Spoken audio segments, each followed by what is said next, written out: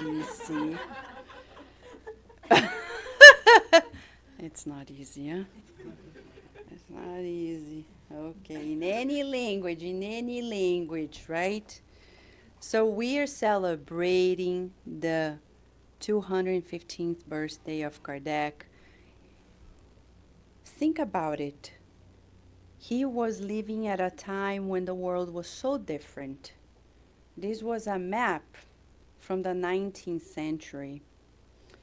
So things were portrayed in a little different. Some things were equal, different.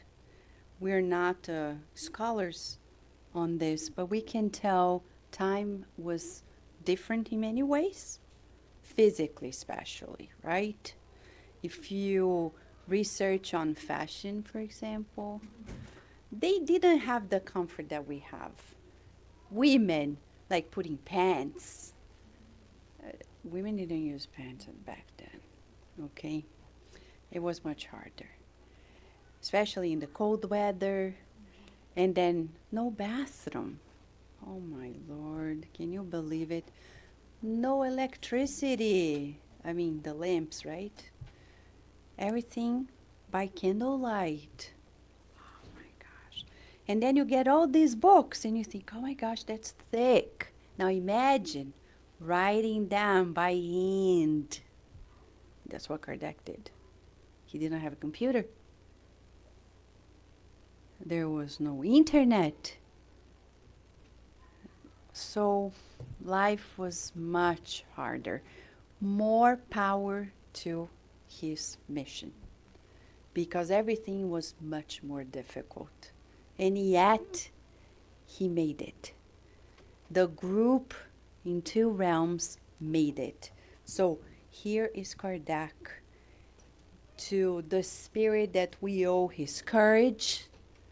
To his courage we owe to his brightness, genius.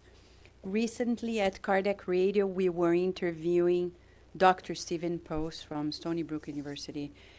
And he says in the last 15 minutes of the interview, when we were discussing more about Kardec, he says, Kardec was a genius. Jeffrey Rediger at Harvard, he also said at Kardec Radio a while ago how a genius Kardec was. And all these thinkers of the current times who come across Kardec, they look at him and say, man, he's really still ahead of his time. What does that mean?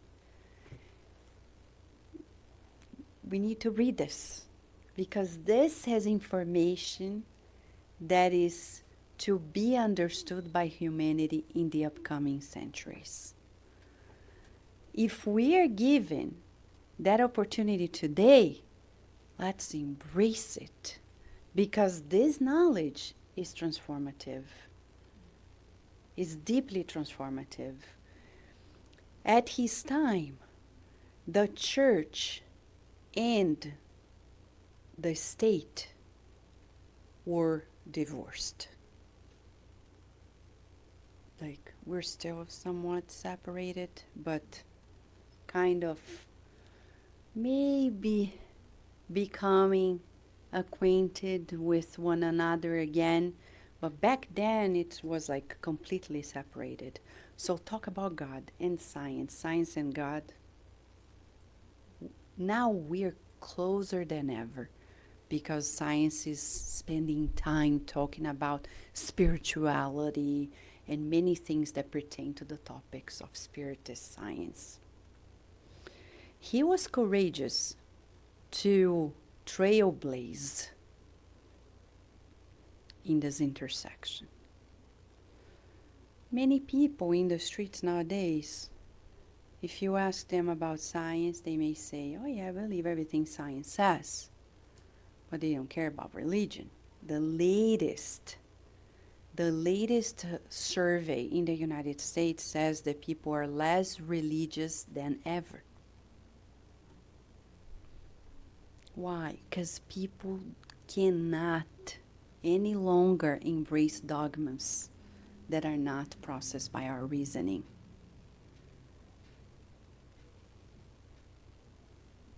So the dogmas and the scientific findings. Spiritism comes and says, you know what? There's no either or. God created us, and yet we evolve. Done with this conflict. If people say no to evolution, why not? Maybe not the way you understand about evolution. But if I tell you some other way, you're going to see that the body really evolves, as science says. But the soul, created as spirit, was created by God.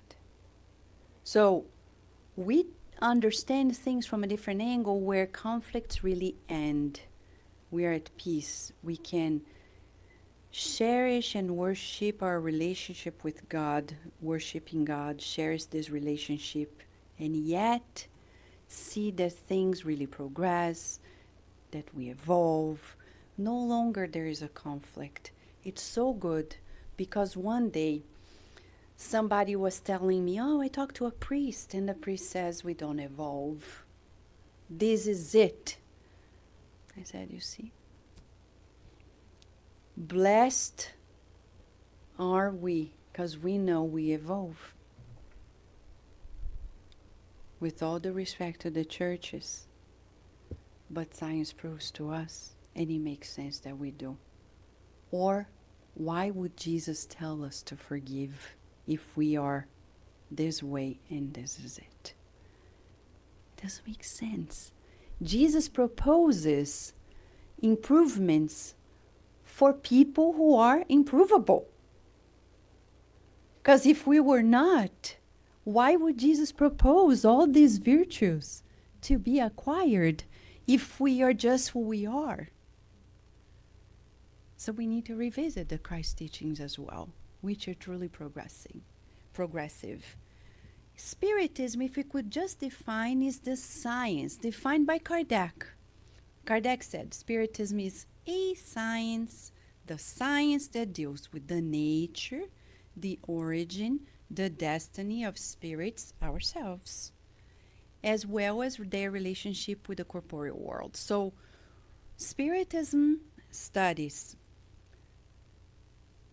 who we are, our nature, where we've come from, our origin, and our destiny, where we're heading to. It's a happy news because we're always progressing. If somebody says, I'm an angry person, no.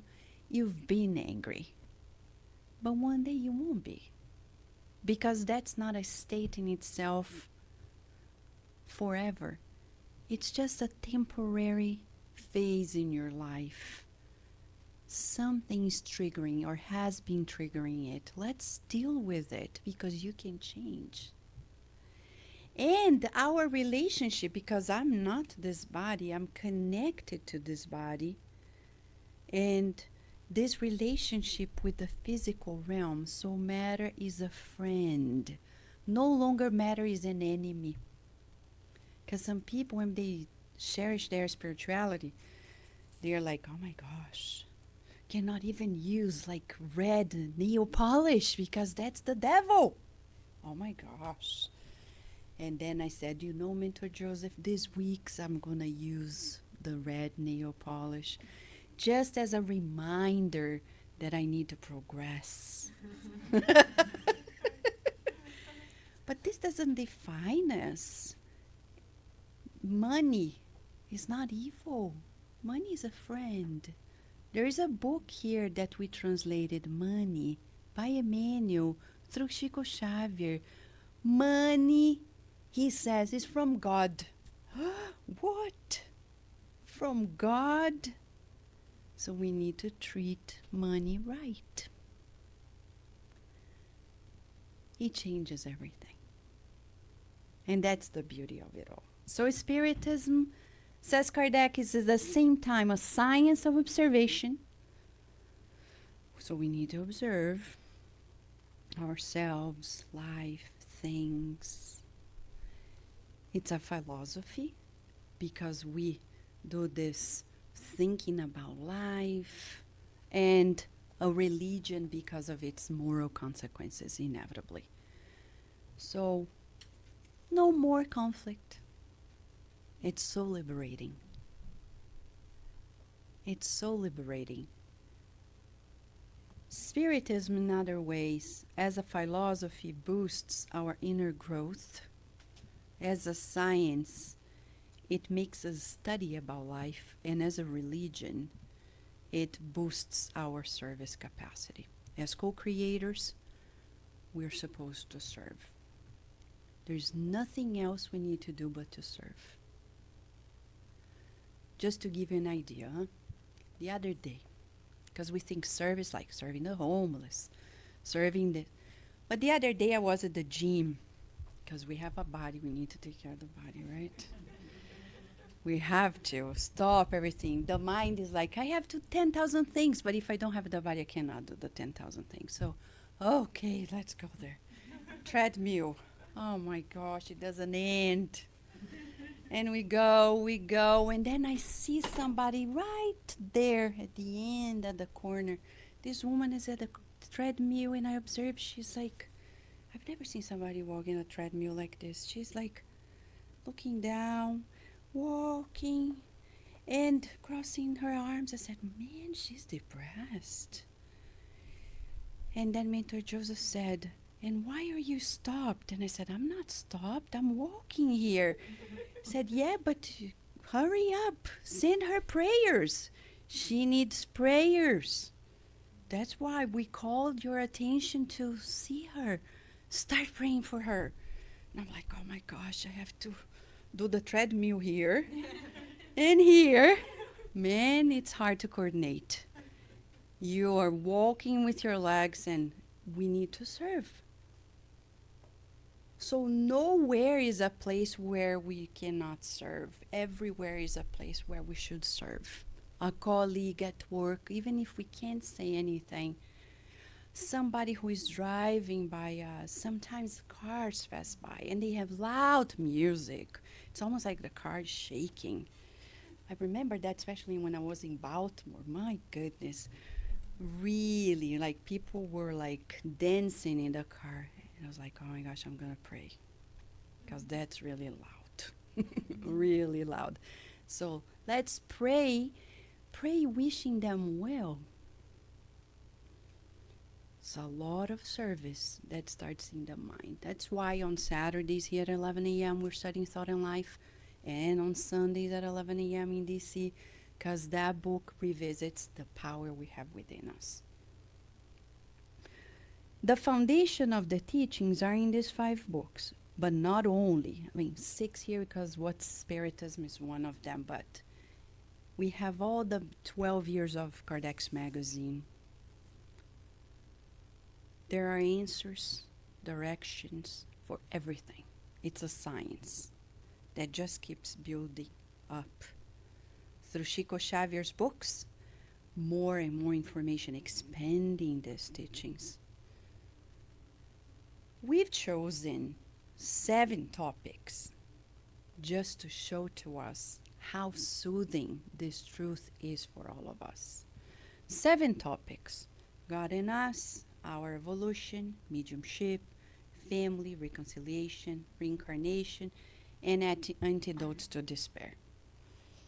Now, you're going to choose where we're going to begin. Where do you want to begin?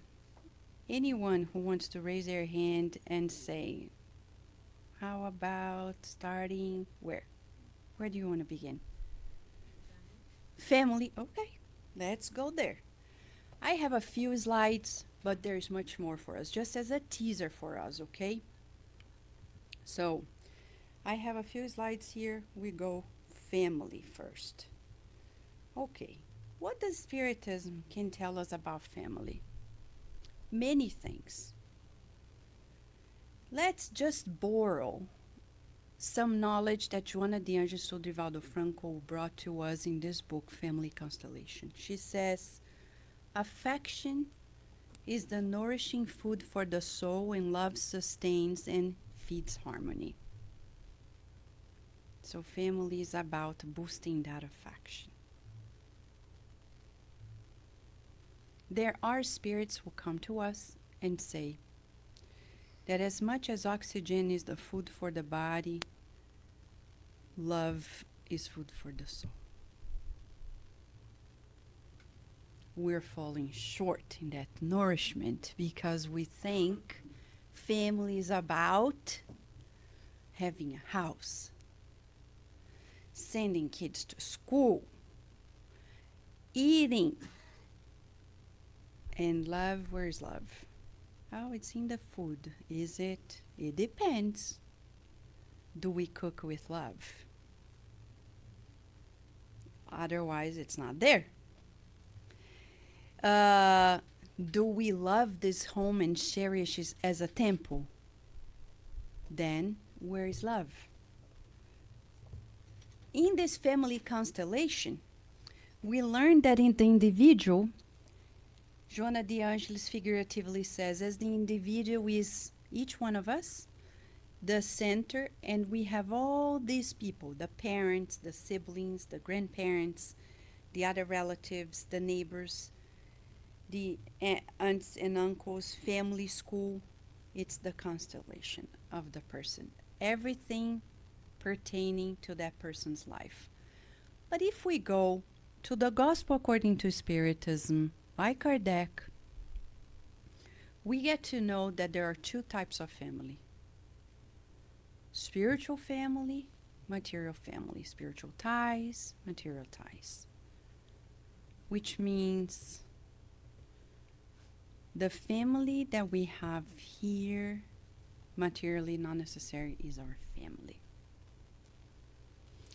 Maybe a best friend is more a family member, spiritually speaking, than the material family.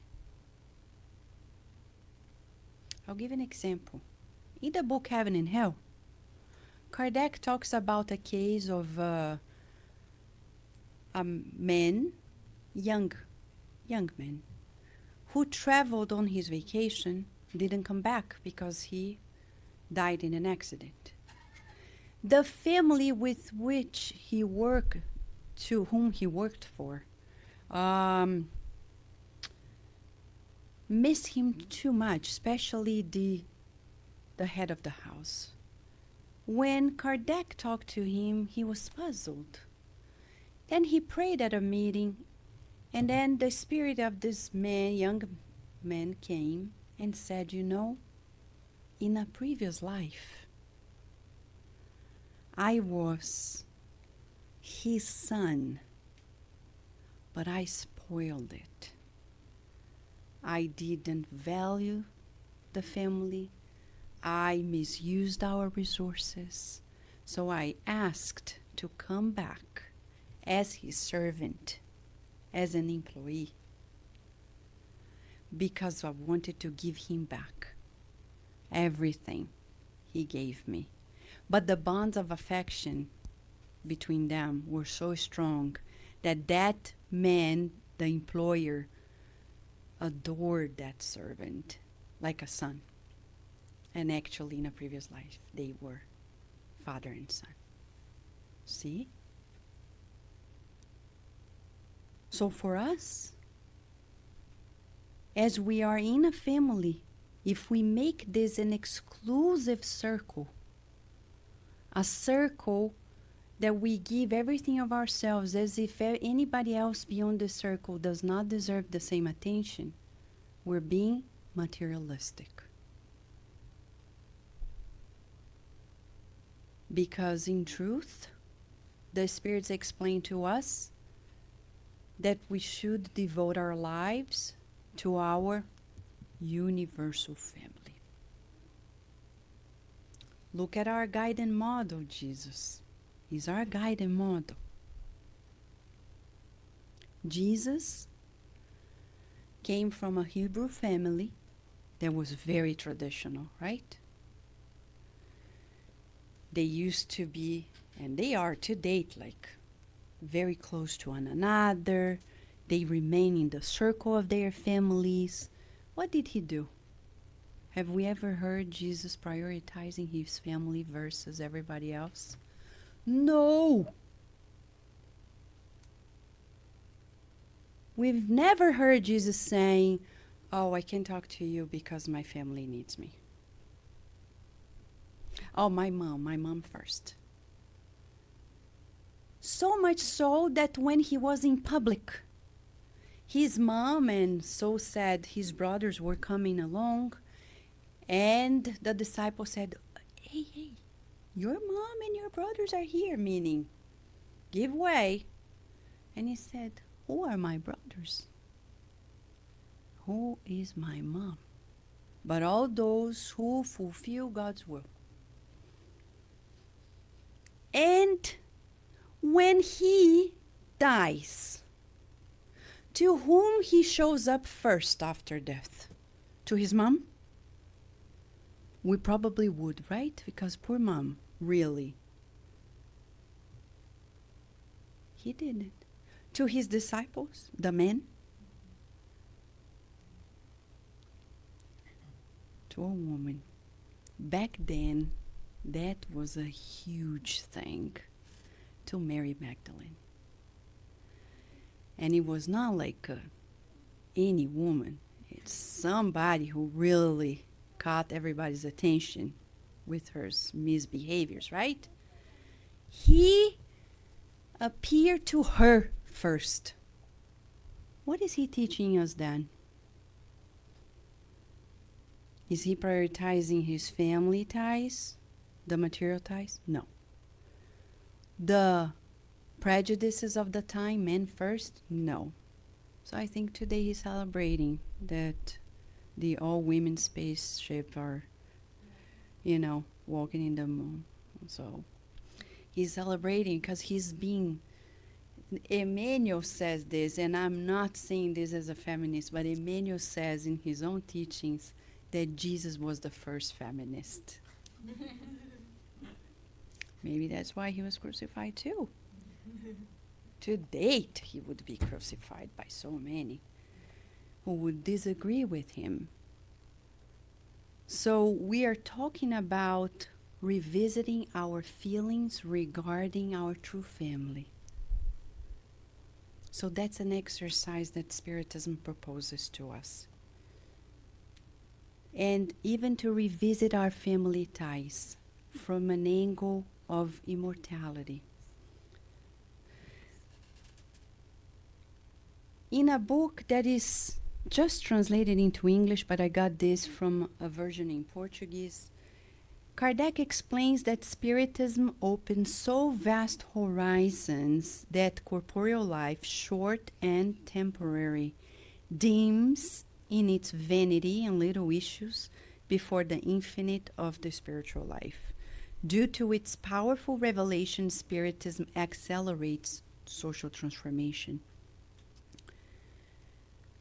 So we are asked, like we've got to know recently with a Brazilian scholar in Brazil, Moacir Camargo, that Eurípides Barçanufo, who was one of the greatest Spiritist educators of the 20th century, he used to do an exercise with his students to boost their personality.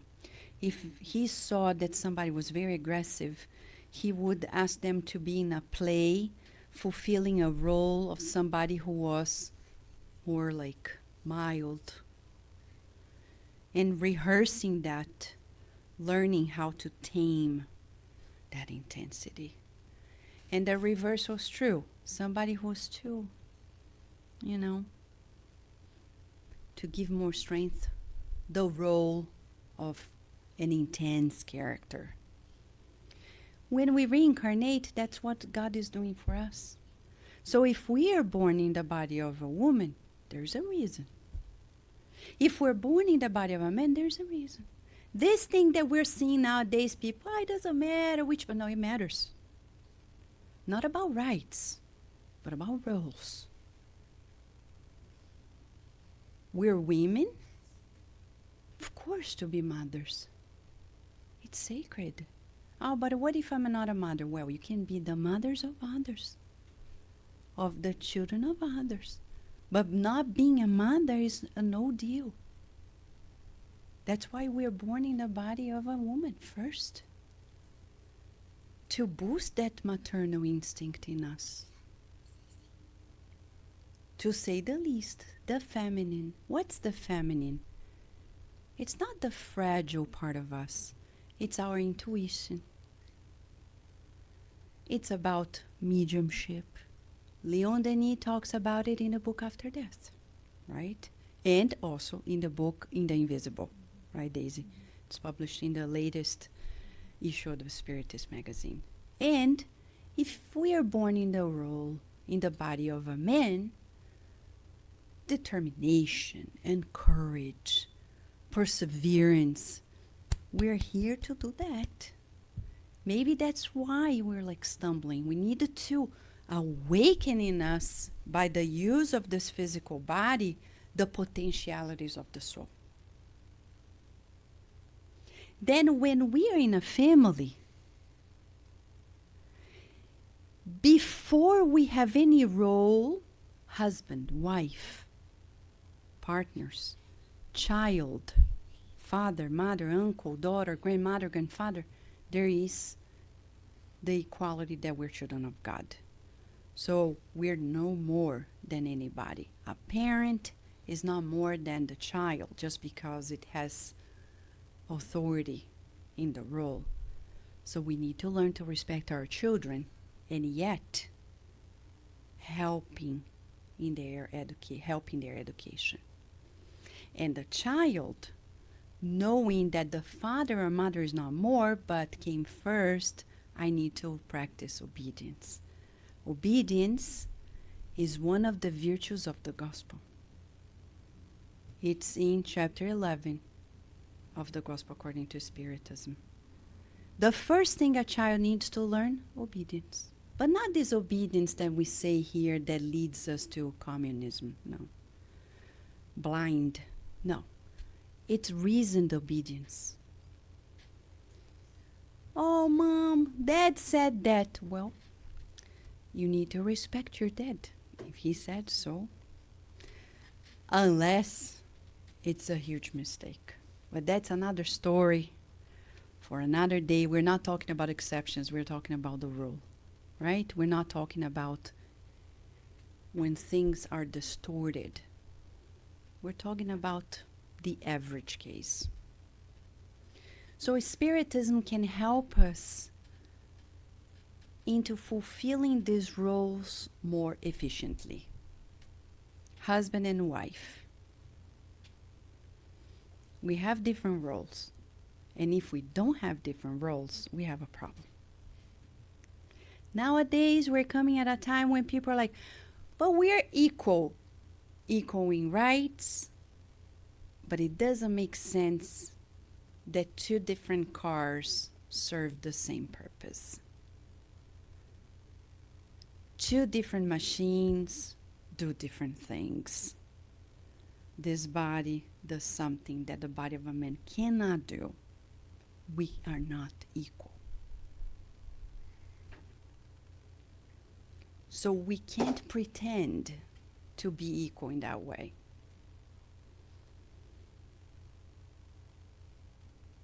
We do things through this body that a man cannot do, and vice versa. Neuroscience says they have more neurons in the brain of a man. Why? We don't know yet. Why? No, seriously, they don't know why they have more. We're still to identify what are those extra neurons about. No, yeah, seriously, they don't know. They just identify there's more, but what for? Nobody knows yet. So hurry up, science, we need to know. But that's enlightening. The hormones are different, the levels of the hormones, structurally different, functionally different. Rights, same rights. Roles cannot be the same. A mother and a father are different. They are complementary. For people who are in the rainbow families, we say it's a challenge for them to identify as well. Same challenge as heterosexuals. Because nowadays people are confused. Who does what? What am I supposed to do? And people are trying to prove a point that it's all the same. It's not the same. It's not supposed to be the same. The one who gestates has a role that the other one cannot fulfill. Biologically speaking. Of course, psychologically as well. So, food for thought. There are many books for us to read about this. We would encourage everybody who wants to continue in this route to read 2 books besides Kardec's, And Life Goes On by Andrea Lewis and Sex and Destiny, because they are already in English, and they will tell us more about these facets and how we can boost them up. For example, adoption. In Spiritism, we understand that there's no difference, spiritually speaking, between a spirit that is adopted and one that is biologically gestated. They are made to be in your family. And that's so beautiful. And there are several books proving to us from 50 years later, when Celia adopts the baby twice, it's her loved one that comes back as a baby. He was abandoned, comes back to her. And then again a second time. Read the book. And in the book And Life Goes On, we'll see how the spirits plan the adoption of a spirit that is meant to be in that family, and how they arrange for somebody else to be the vessel of it and for that spirit to end up in that family. Meant to be. The biology does not define our bonds. Okay, that's the topic about family. Okay? Let's go back to the chart and you pick the next one.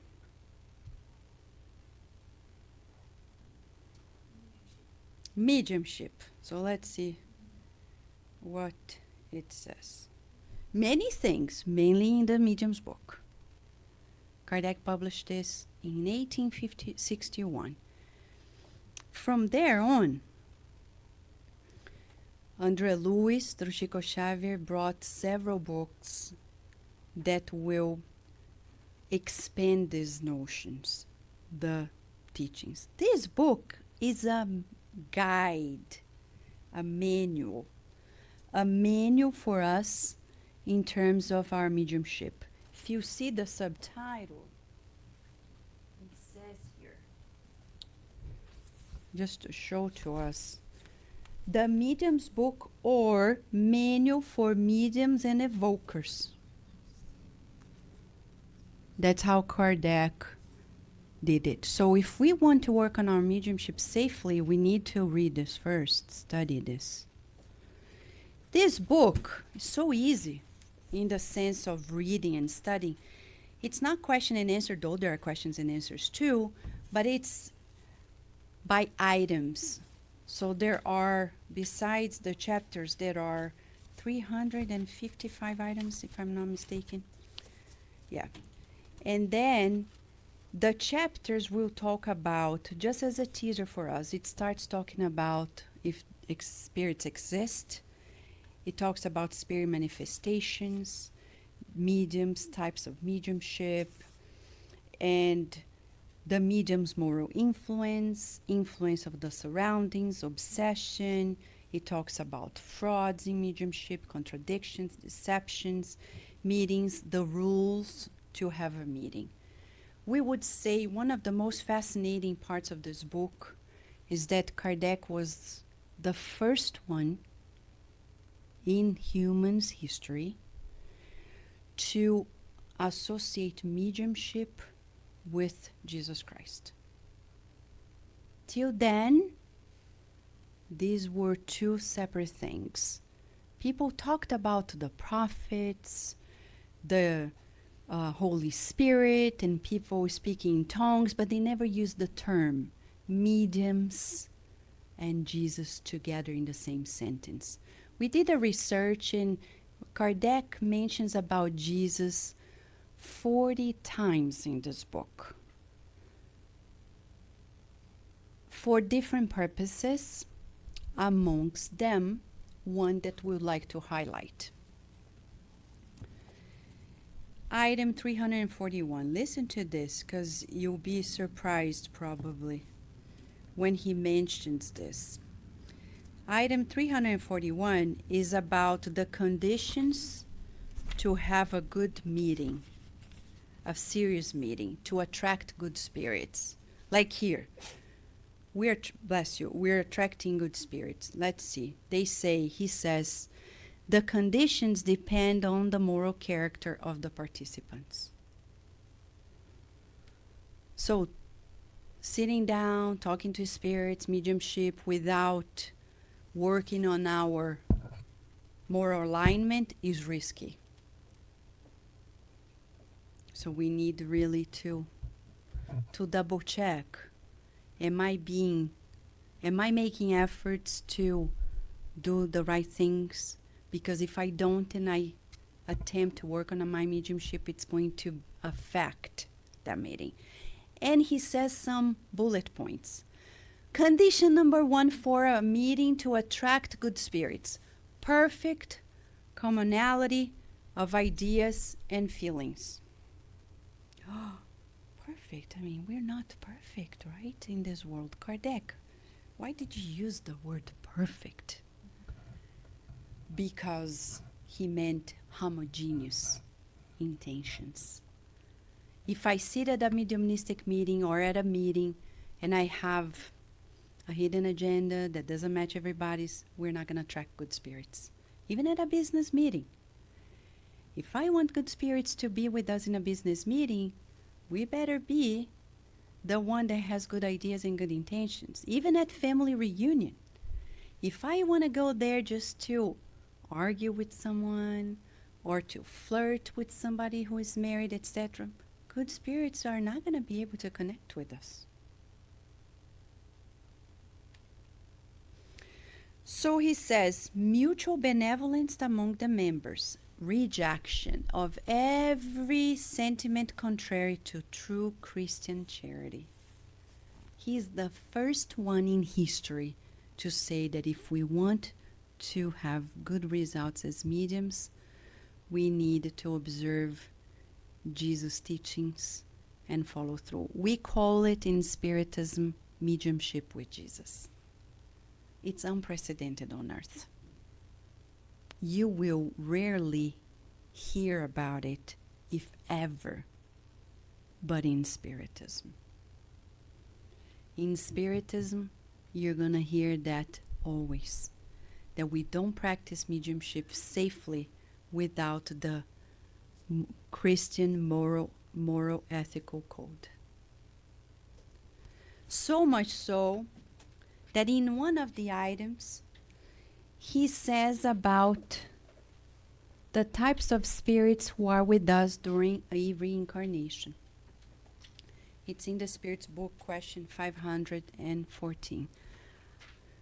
We all know that there are discarnate spirits everywhere we go, right? Mediumship is not about saying, mediumship meeting now, and then the spirits come. Some people think, don't say it, you're going to attract spirits just by saying the word spirits. Seriously, some people say, don't say it, don't say it. Don't talk about it. And then you're, oh my gosh, you're going to attract them. No, no, no. Kardec clarifies to us that no matter where we are, work, home, streets, everywhere, even in the bathroom, you cannot escape. Everywhere there are discarnate spirits. Why? Because we connect with them at our thoughts and feelings. What kinds of spirits are surrounding us always or in our network? Think of your phone and your contacts. Who is in your contacts? 4 types of spirits. Number 1, protecting spirits. They are the guardian angels, the good spirits. They are always more evolved than us. You bet that each one of us here has protecting spirits, good spirits that cheer for us, help us, protect us, guide us. They are there. You know their number. But remember, it's automatic. You don't need to know the digits. You just think, boom, hey Siri, call the guardian angel. Right? That's how it works. Are they the only ones? No. Who else is in that contact list? The family spirits. Who are they? The ones whom we know and discarnated? Yes, but not only. Those of family that spiritual family, who know us from previous lives, we like each other, they like us, but they may be good spirits, but sometimes they are not only good spirits. They sometimes are less evolved, frivolous. Sometimes they may be the ones who create a mess in our family life. Because they like us, but we not like the wife or the husband or the child. You want to see? Read the book, Sex and Destiny. Claudio is incarnated. He has a spirit friend. He likes Claudio Moreira. He doesn't like Claudio's wife. He pushes Claudio to cheat on the wife almost every day. It's crazy. Moreira. There are many Moreiras. We're not blaming them because Claudio is not easy either. They're just alike. So we often blame on the obsessors, but we have friends that are not very good friends of our family or companions at work, and they take our side. Sometimes they are brutal. Read the book Sex and Destiny, you see how far they can go in their decisions.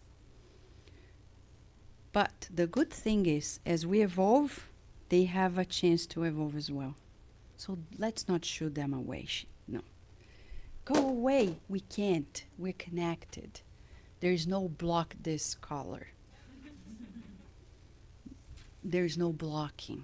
That doesn't exist spiritually. The only way is to evolve. If they want to evolve, they will be with us. If they don't want to evolve, that's how we block. We just evolve. We're out of their reach. But come on, we're friends. Huh? You're not going to leave a friend behind.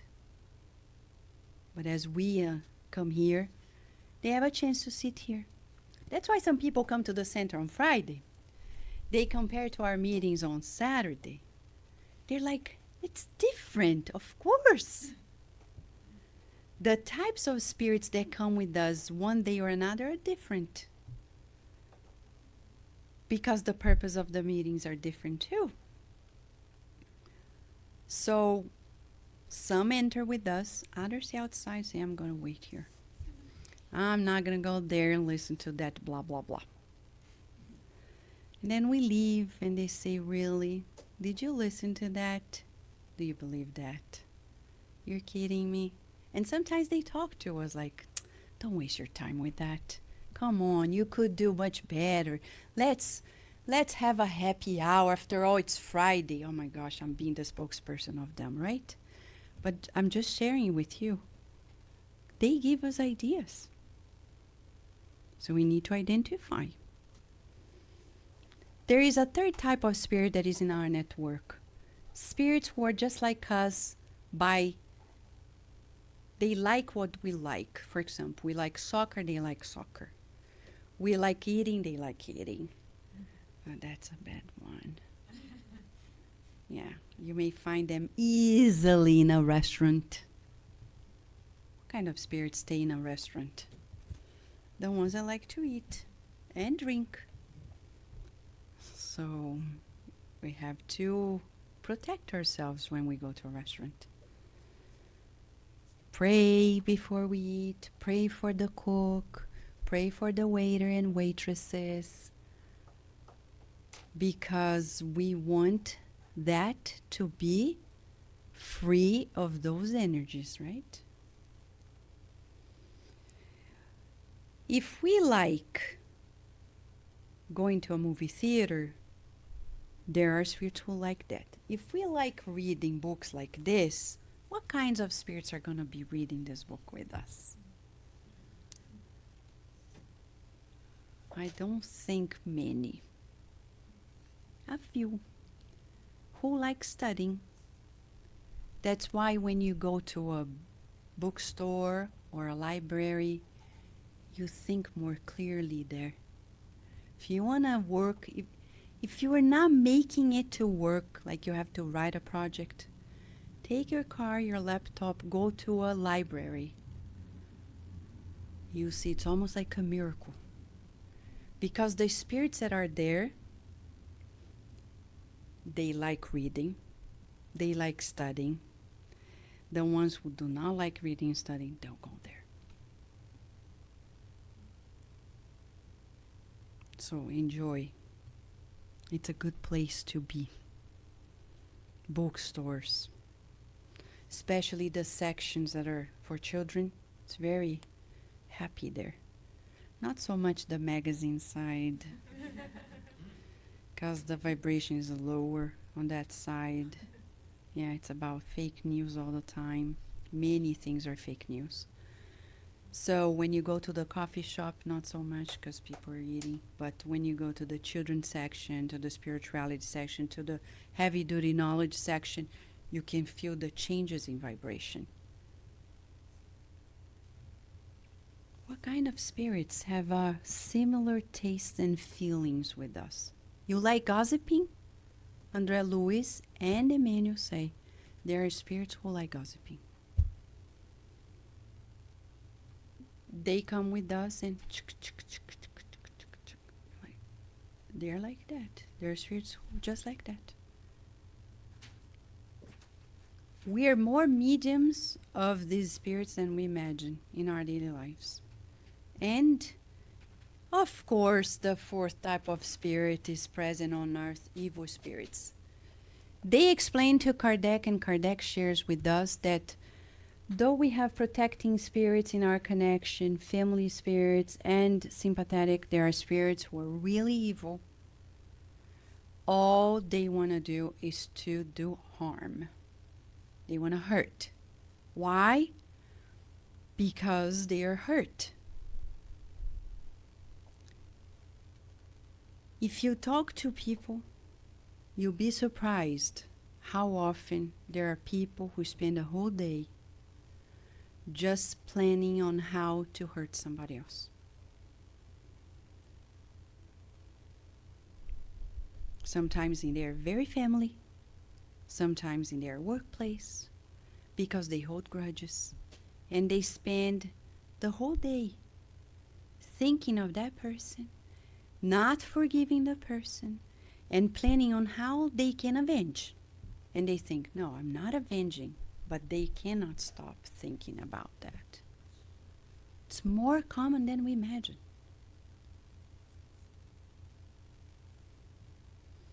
These evil spirits are imperfect or wicked.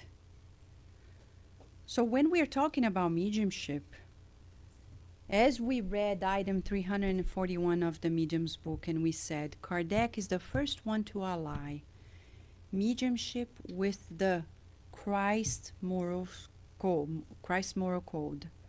Because if we want to sit down and practice mediumship safely, we need to be aware that these spirits will be connected with us.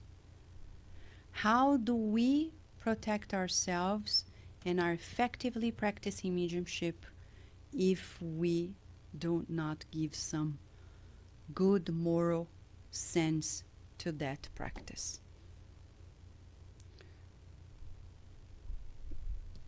Okay, this is just a teaser for us about mediumship. You can read more in this book or In the Realms of Mediumship by Andrea Lewis. 2 books that are center stage for us in the science of Spiritism regarding that, okay? Can we go 1 or 2 more topics? Let's choose another one.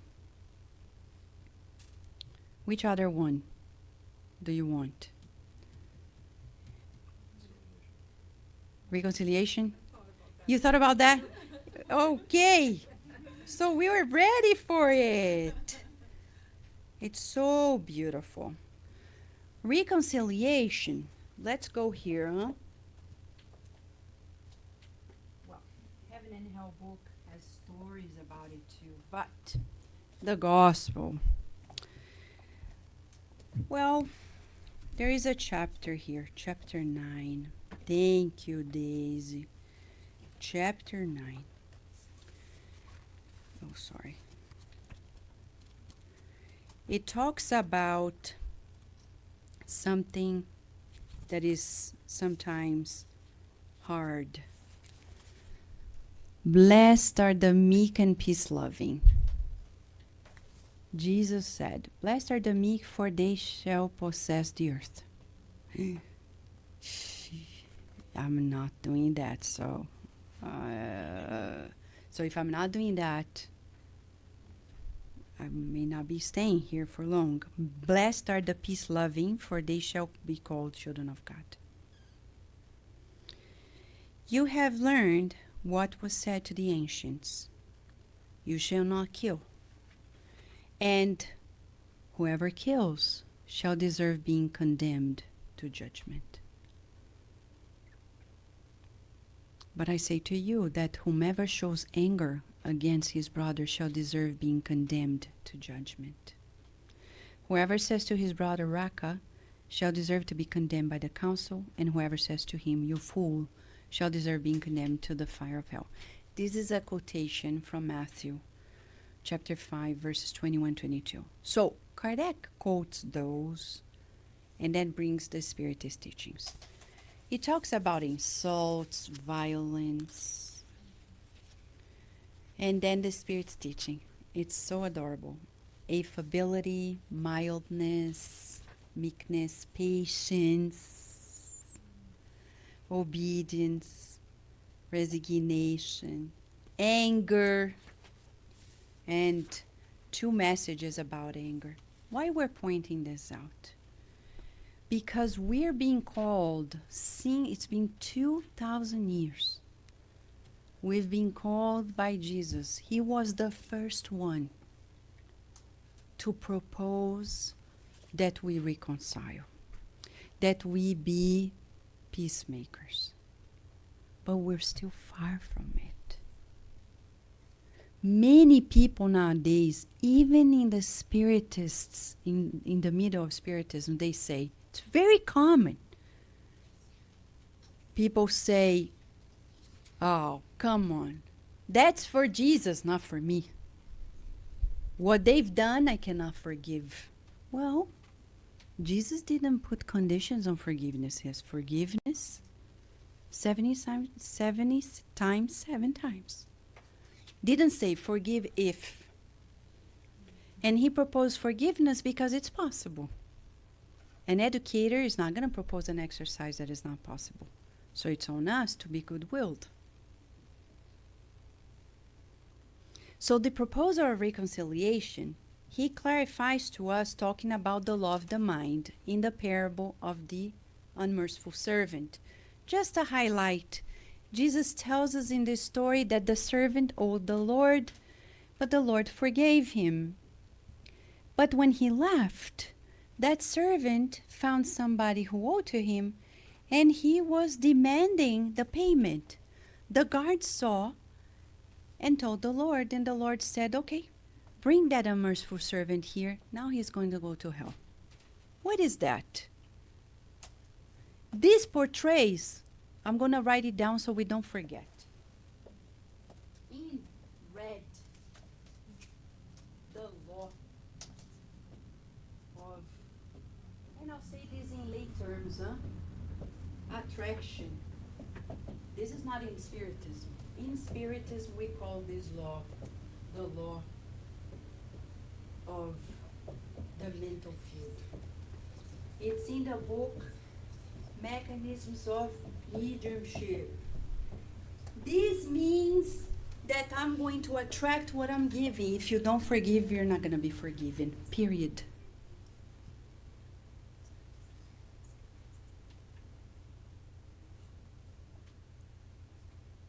But I don't hurt anyone. That's what you think. Talk to people and you see how often they're hurt.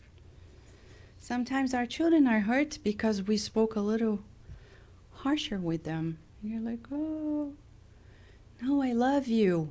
It doesn't look like it.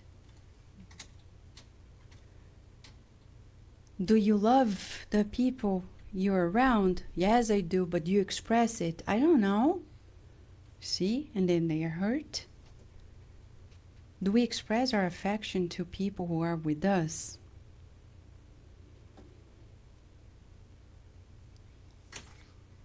So we're being called since Jesus to revisit our attitude. If I hold grudges, if I take offense, I'm giving everyone the right to do the same with me.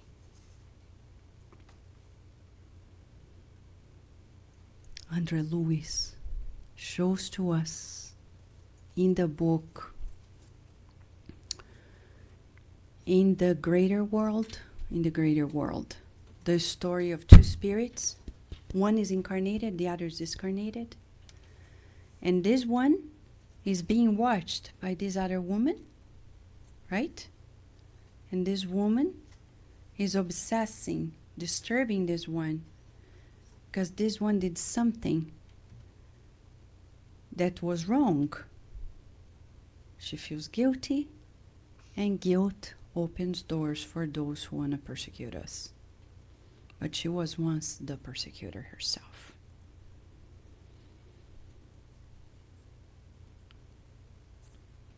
So, when I don't forgive somebody who is here, the ones who know me from previous lives are saying, oh, really? You think you deserve better, and you're not forgiving this person. Did you forget what you've done in a previous life? Or previous lives? It's a law. So reconciliation is a must. And when Jesus says that we shall work on loving our enemies, he says, loving our enemies means to forgive them and return good for evil. If they need us, we cannot tell them, oh, really? Now you need me?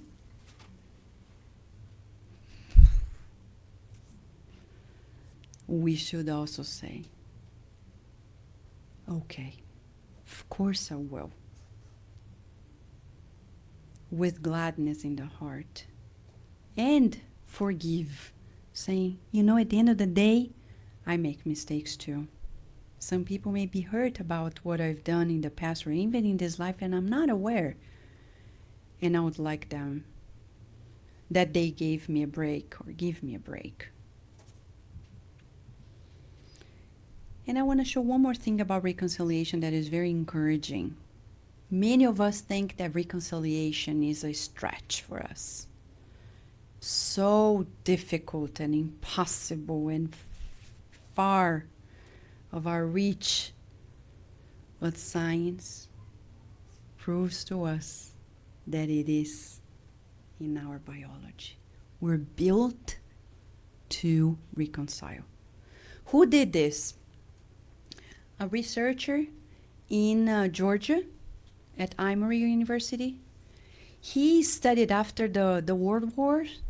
He started studying violence in primates to understand how we become so violent. Where does it come from? He studied it for years on end until he came across these interesting findings about reconciliation and started researching the opposite. He observed These are his pictures from one of his papers. Beautiful.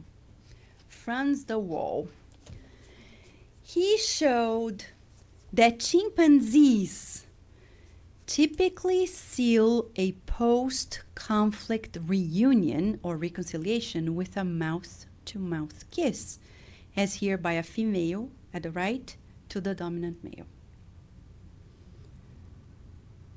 Scientifically, we bring the conclusion that it's in our genes to do the reconciliation.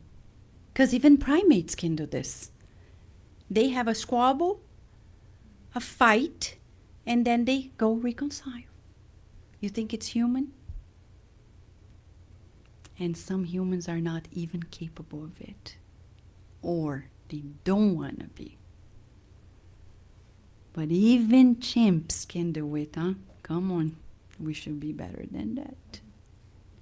Though we love them, but we should be more evolved, because scientifically we're more evolved. But where is that evolvement? We refrain from, no, I'm not going to say sorry. I'm not going to forgive. Come on. And to see more in a family, he shows in these other monkeys, the rhesus monkeys.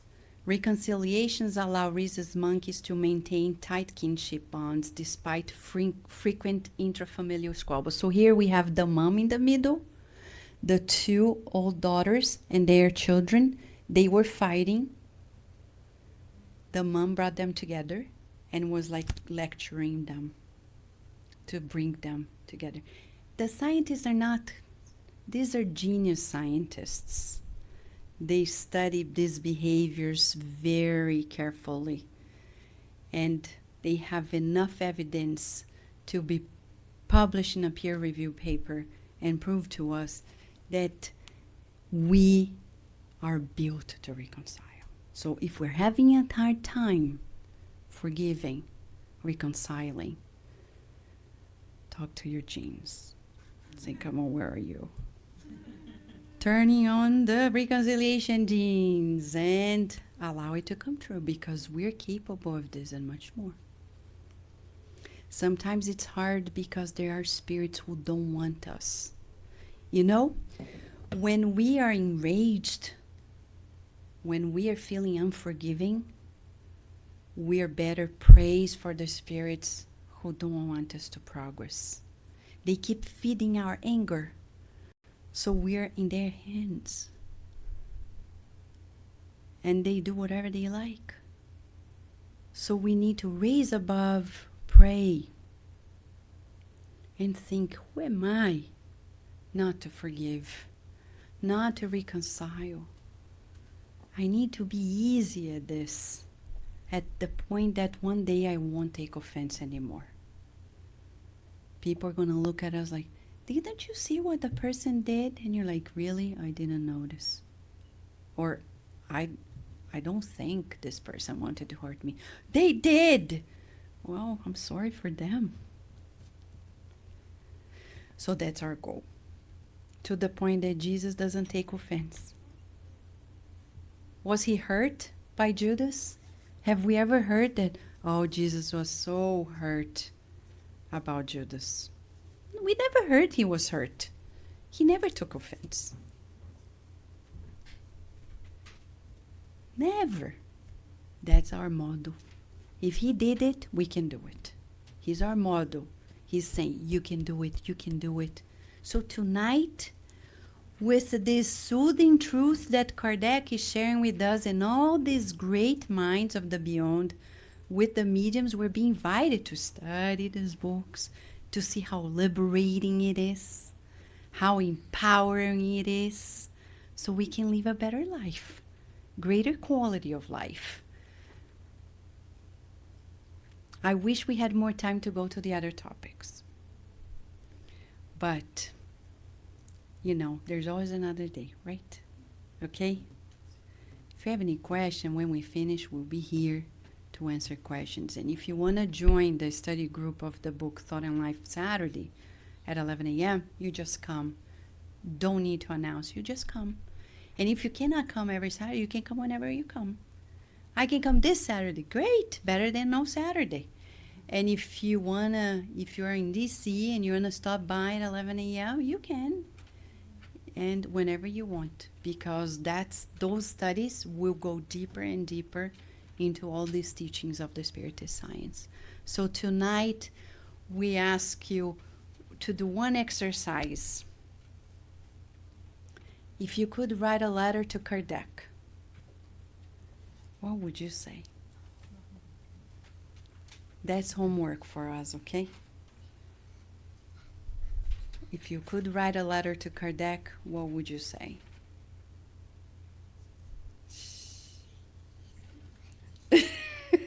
Today I was talking to a friend about the time when people collected stationaries and scented stationaries, etc. So I thought about, putting perfume there, writing a letter to Kardec. Very girly, right? Ay, ay, ay. So friends, this is it for today. Let us prepare now for the passes, okay? For those who are following us on the internet, thank you so much. We'll see you later. Prayers for the USA. Thank you.